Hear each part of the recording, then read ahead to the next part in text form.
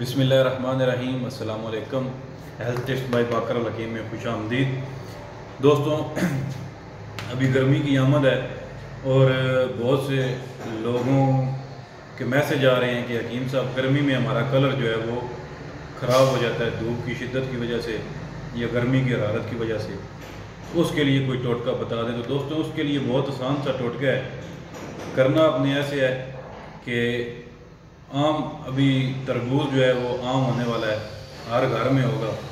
दोस्तों, इस तरह करना है कि तरबूज का छिलका ले लें दरमियाने साइज़ का, उसके ऊपर जो है दरमियाने साइज़ का छिलका लें, उसके ऊपर जौ का आटा तकरीबन आधी चम्मच उसके ऊपर जो है वो लगा लें और एक कतरा नींबू का रस उसके ऊपर डालें और एक चुटकी मीठा सोडा ये उस छिलके के ऊपर डाल के आप अपने चेहरे के ऊपर उसको 10 से 12 मिनट चेहरे के ऊपर मसाज करें।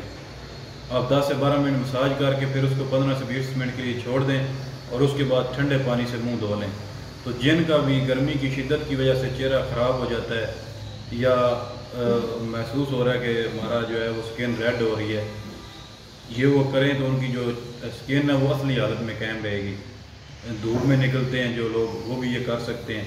और जिनकी जो है वो कलाइयाँ या ये हैंड के जो होते हैं जोड़, ये जो अगर ब्लैक हैं इनके ऊपर भी आप लगा सकते हैं।